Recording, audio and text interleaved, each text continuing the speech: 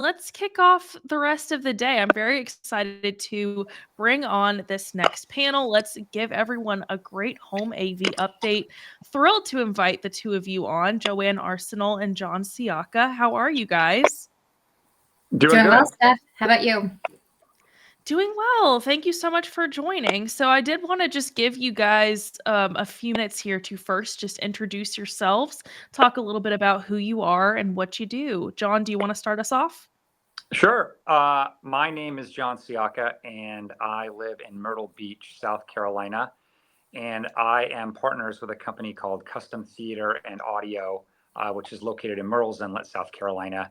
And we serve a section of the area here called the Grand Strand. I've been working here since 1998. And since the early 2000s, I've been a regular contributor, reviewer, feature writer, blogger, etc., for Residential Systems and Sound and Vision magazine. So really get to kind of see the industry from both sides, both from the media side, where I cover all trade shows and things, and also from the installer side, where I'm day in and day out in people's houses. Was literally installing TVs yesterday. So, still very much hands-on out in the field. Very cool. Joanne, what about you? Yeah, so I am Joanne Arsenal. I work for Crestron Electronics, and I lead the business development team on the residential side. So what we do is we help to connect the dots for specifiers. That's your your architects, your developers, your designers. We connect them with the proper technology solutions for whatever project they're working on. So they don't have to be experts on the technologies, but they know that they have a resource with us and our team here at Crestron. That's awesome. So I wanted to just throw this out, and whichever one of you can answer first. So what are you guys seeing as the key trends shaping the home AV industry right now? And how do you think that those are going to influence the market in the coming months and years? Well, I'll start. I'm sure Joanne's got a different take on it maybe, but I think one of the biggest things, it's not even like really a recent trend, but it's just a continuing thing, is we keep seeing these really cool features and options being more affordable and becoming more mainstream. I can remember when I started here, a modest home theater system started at like $20,000, but was much more like 40 or 50. Now home theater system, you can do something really, really nice for under 10. Obviously, the high-end stuff is still there, but it's opening up a whole new crowd of people that can enjoy these really great things. Jennifer, on your last segment, was talking about voice control with Josh. We've had voice control for some time with Google Assistant and Alexa, which is relatively inexpensive to get into. So you're giving people the ability to kind of taste and sample these really high-end things for a much more affordable price point. I think it's just really introducing a much broader clientele to the industry. Yeah, I was going to say something similar. I think that we're seeing a lot more choices. So besides the accessibility of the technology, the way that we use the technology as well. So, we just talked about displays. We're looking at audio as well. So, the way that we use the system, the way that we connect into the system, we're no longer relegated to strictly our media players, our streaming services that we can access. We can actually access the distributed audio system with things like Bluetooth, just Bluetoothing right into your system, your USB connections. And these can be connections throughout the space. You don't have to go back to the head end to access your audio system. You can do this from anywhere within your home, basically, your analog. So we're seeing all of these audio files that have amassed these collections of albums throughout decades sometimes, and they're able to connect that record player right into their distributed audio system, so they can enjoy that crackling, that classic vinyl sound within their space. They don't have to sacrifice that and just listen to it within one media room. They can enjoy it throughout their space. And of course, now we have like XLR connections. Again, this is anywhere within the space where you design that, so that homeowner can enjoy connections with your microphone, with your DJ setup. so that you don't have to wheel out this tower, this ugly tower of 6-foot speakers that you're just going to use temporarily. So really being able to use that. And then you also have your aesthetics, just to bring this a little bit further. Again, I work with a lot of the design community, and we're seeing that manufacturers are recognizing that need to have something aesthetic within this space. So in the past, the design community and the technology community used to butt heads. Either you had a beautiful environment or it was an environment that was teeming with technology. And now you can actually merge those two so that you can have a beautiful experience with that. You will still always have the mirrored displays to help to conceal that display out there. But now we're seeing ceiling speakers that are concealed in camouflage. They have the same exact aperture, that 3.5-inch aperture, as your downlight. So it's really just part of the scenery again. Speakers that are concealed and camouflaged as wall sconces, or even your decorative framing, so that you just have those different elements within the space. And again, manufacturers are recognizing that and creating these solutions rather than the design community having to creatively figure out how to integrate the technology within this space and still maintain that aesthetic. I'm glad I would you. just kind of Yeah, jump sorry, on go that ahead. really quick. Yeah, when we opened our store, we shared a space with a decorator. We were like their next door neighbor, and again, this was back in '98, and we had thought it would be such a great synergy.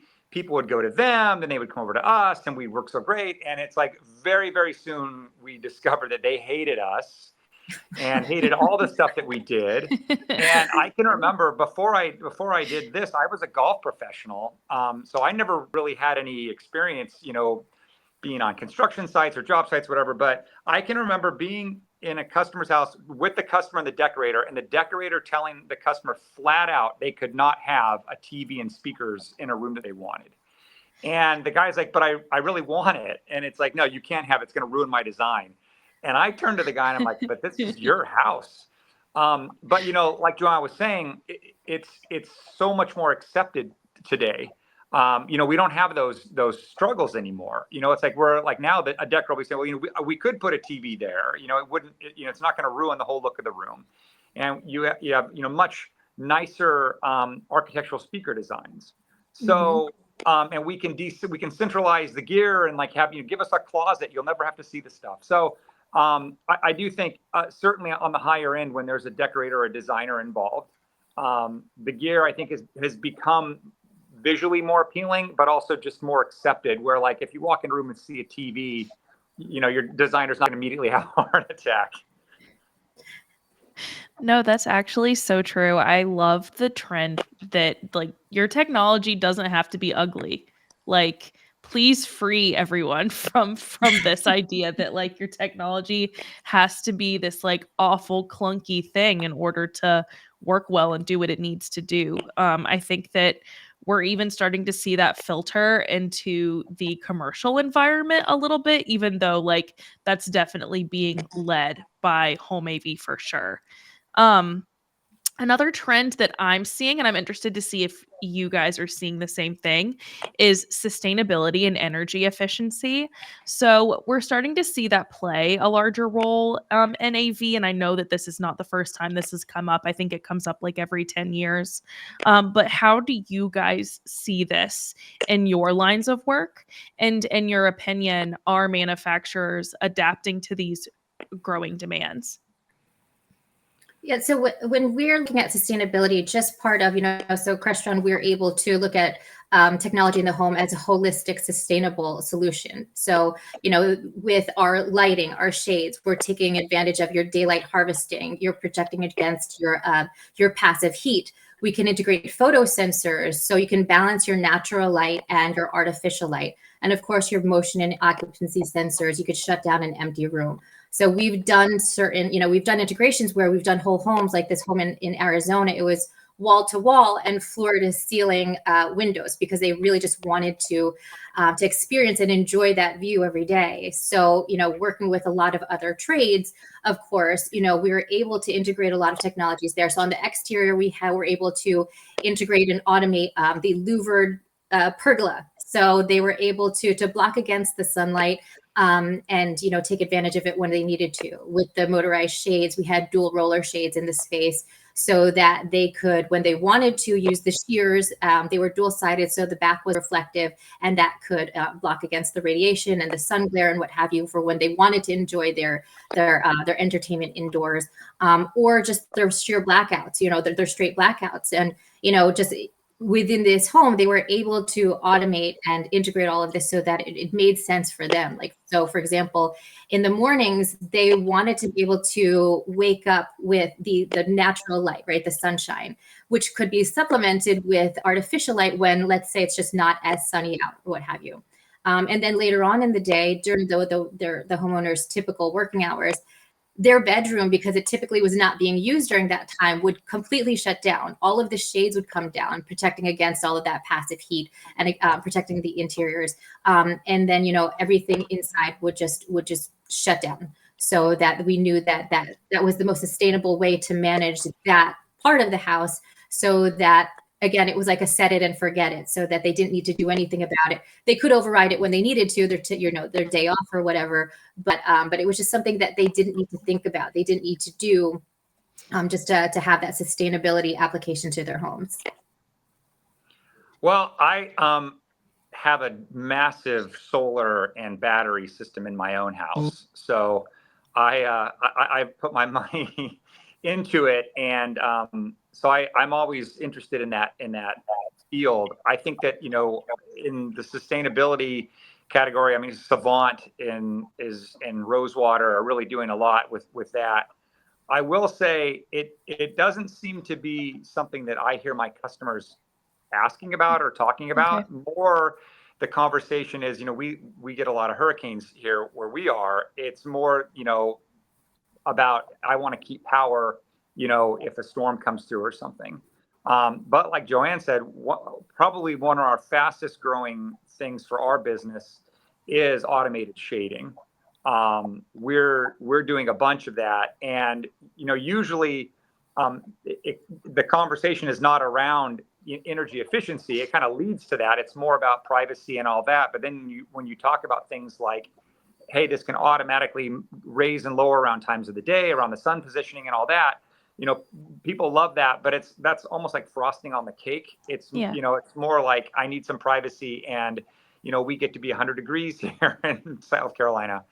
But that's a category for us that we're seeing a lot. And kind of, as I said at the very beginning, what trends are shaping the industry, those are becoming far more affordable.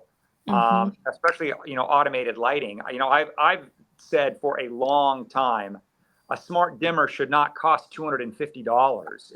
It should not. I mean, and people immediately compare it to, I saw a flip switch at Lowe's for $1. Why is this one, 1,000,000% more? So I think that we're seeing a lot more options in that.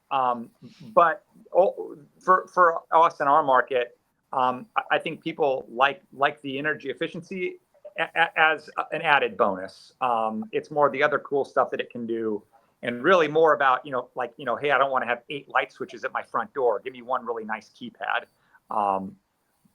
But I feel like, especially if you've been to CES in the recent years, solar, battery, energy harvesting, those are all huge themes at CES, which has a much broader view than, this channel usually has. But I think, things like that, and coupled with, like, I had a Pioneer Elite Plasma TV. You'd walk by and get a sunburn on half your face. Now it's like things are so energy efficient that, we're getting rid of all of that, that vampire power and all that stuff. So, I mean, all of that is good for the industry. It's good for the planet. I mean, it's good for everybody. Just to add to that, just on the back end, there's an industry-wide organization in the U.S. called SAFE, Sustainability in AV.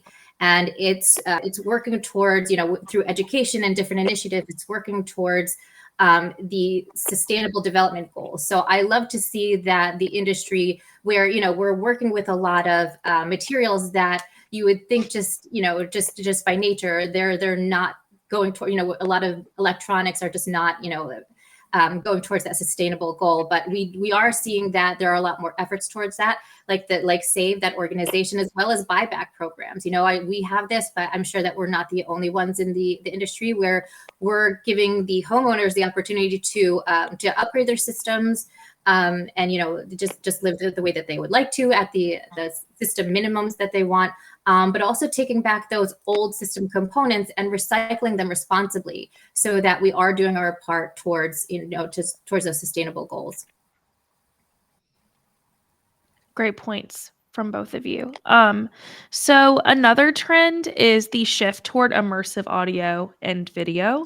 So we see this I'm seeing it kind of driving a bit of an innovation in home entertainment systems right now. What are you guys seeing, and what do you think the next steps are for creating even more engaging environments?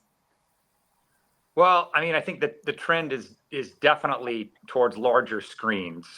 Yes. I mean, so I like literally yesterday I installed a 98, an 85, and a 77 in someone's house. And a couple of months ago we installed the first 115-inch TCL in our market. Wow. So I mean, again, as they keep making them bigger, I think people want a bigger, which is more immersive. We're seeing more speakers, more channels. You can have an 11-channel surround system now. It doesn't have to be that $10,000 flagship component. I mean, it's a much more affordable, again, kind of going downstream. And also think it's definitely the trend for more multi-use spaces. In our market, we have a very high water table. There's no basements here. So we don't have as many of dedicated rooms. We do a lot of things in like the big multi-use living room, family room, thing like that. So I think that bigger, our industry loves bigger. I think that's going to continue. And again, something that I think is, we're not there yet because it's just so dang expensive, but micro LED. Right. To me, that's the technology it's always just almost there. But a six-figure product, it's going to be niche for a long time. But I think if we can get those things down into the sub $50,000 range, I think you'll start seeing a lot of that. And before I just pitch it over to Joanne, I mean, functionally, practically, when we installed this 115-inch TCL TV, it comes in a 525-pound crate. It took our entire company to carry this thing into the house. And I was talking to my team, and we're like, if this were on a second floor, we would not be doing this install. I mean, without getting a lift or whatever. Right. But if you can carry in tiles, you could build a screen of any size, and it's less of an issue for us, but for penthouses and high rises in New York City. I mean, you're not bringing a 115-inch TV up the freight elevator, right? But you could build a 200-inch screen inside of their house. So I think the technology it's there, but it's some would say cripplingly expensive. But when it gets there, that's something I'm really excited about. Yeah, it definitely is very exciting. And, we talked about display a lot here. Now talking about the audio side of it, we're creating this experience that's going to fully envelop that end user, that homeowner, right? So you're going to create this sound field with a combination of lateral speakers and then overhead speakers. So that's going to bring us back, I think, what we talked about earlier with the aesthetics. I mean, can you imagine if we had those old school speakers, these boxes with these grills? It would be impossible to really accomplish that within a home without overtaking the space. So now, again, as we're talking about the aesthetics of the overhead speakers, so that we can conceal them within that space, so that we could have that overhead experience and that effect. And then also laterally by concealing speakers within the space, you have your invisible speakers. You have the speakers that can be mudded over or painted over with their grills, so that they really do just kind of ease into the space. Again, you'll have it teeming with technology, but not technology at the forefront. It's really still that homeowners experience that we're focused on. I think also too, again, in our market where we have really nice weather most of the year, outdoor entertaining. is Oh, yeah. a big thing. I mean, we're seeing such improvements in landscape audio systems, between like Coastal Source and Origin, and I mean, there's tons of like amazing systems out there, and lots of like really great. If you want to have outdoor video, there's lots of solutions for that. So again, kind of bringing the inside to outside, where you have these terrific entertainment spaces. And, again, like Joanne said, it doesn't have to be this monstrosity of technology. Oftentimes it's very discreet, down in the landscaping. So that's another big thing that we're seeing. Are you guys seeing that newer wireless technology like Wi-Fi 6 and 5G, are those transforming anything within home AV systems right now, or is that also kind of too new and on the forefront of things? So what I'm seeing, when these technologies are introduced, a lot of the homeowners, they feel that it's going to be a huge disruptor. They say, I don't need a distributed video system. There's almost no latency with Wi-Fi 6 now. It's fine. But then, when you think about it, so that's great when you're talking about point-to-point technologies, right? A point-to-point system. But when you're talking about distributed technologies, like, John, you just mentioned that outdoor technology. Let's say you have several displays. The World Series is coming up. You have several displays. You're having this watch party, and you want to be sure that each one of those displays is synced up. There's zero latency for each one of them. You don't want, the people in the living room see the Grand Slam home run before the people on the patio are going to see it and have that so disjointed. So I feel like what I've seen is that, the homeowners, they feel like it's going to be a huge disruptor. It's going to be something that's going to change the way that they can have their systems designed and perform in the same way. But from what we're seeing, and John, you're still in there. You're just doing the installs yesterday. Correct me if I'm wrong, but like we still see that when you have the opportunity to hardwire your components, especially these larger components that can suck up so much of that bandwidth. If you're just on Wi-Fi 6, you're going to want to hardwire that anyway, just for the sake of your reliability, and again, freeing up a lot of that bandwidth. So yeah, I mean, people think that it'll be a disruptor, but right now we're not seeing it as such. Definitely. I mean, I see both sides of this coin. When we're doing a pre-wire, we really try to get them to consider Ethernet cable to every television, at least so we can get the TV off of the Wi-Fi. But having said that, I think that a lot of it, especially the TV manufacturers, they're putting more technology in their Wi-Fi card than they are in their Ethernet card. So in many cases, you can get a faster download speed on Wi-Fi than you can on hardwired. So it's kind of this weird thing where I would say that we're not pushing back as hard. If the customer, says, hey, look, I don't want a wire for it. It's like, okay, we always, suggest it, but I think we've come to get a faith in it that it's going to deliver a good experience. But when you start getting into like large homes, where they're going to have lots and lots of devices, then it's like they really understand, hey, look, we need to get these things. If you're going to be streaming, 8 video streams from the internet, you don't want that all from the same Wi-Fi bucket, right? And also, not really to do with Wi-Fi or 5G, but we're kind of seeing a lot of people moving away from the centralized video distribution.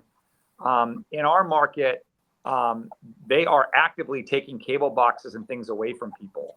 So that used to be one of the things that we would rack and then send out through a matrix. But now it's like most people are like, hey, look, any TV that you have has got all the apps and things built into it. Most people are not looking for the synchronized whole home experience that Joanne described, which certainly if you want that, then you're talking about centralized video distribution.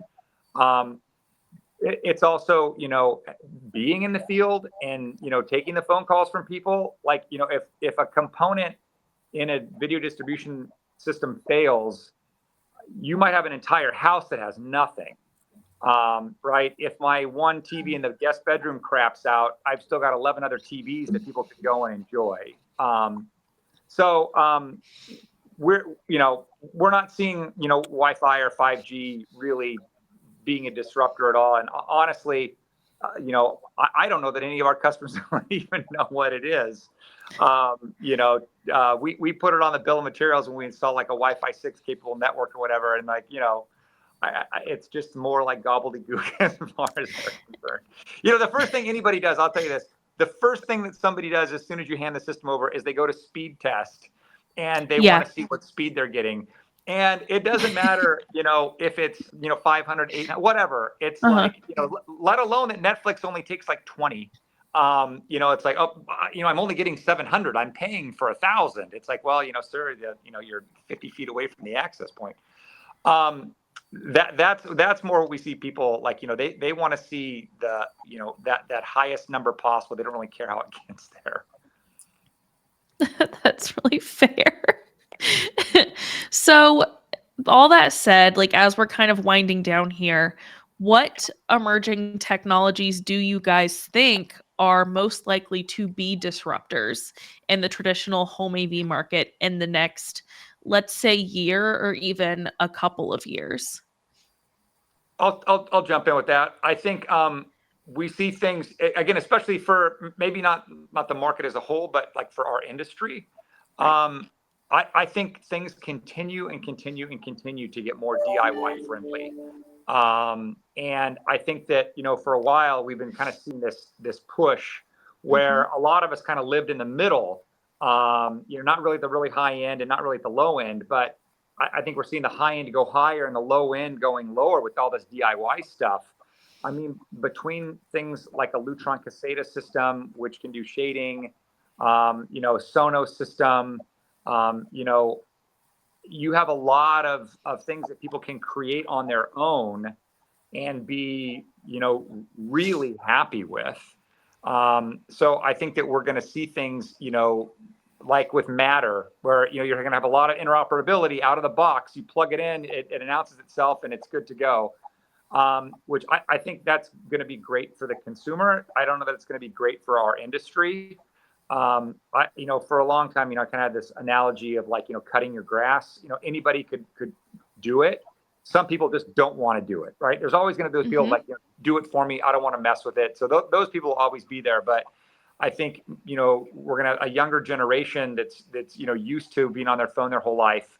I think they're going to be really comfortable going into the store, buying something, setting it up on their own. And I think that's going to make it tough in some markets.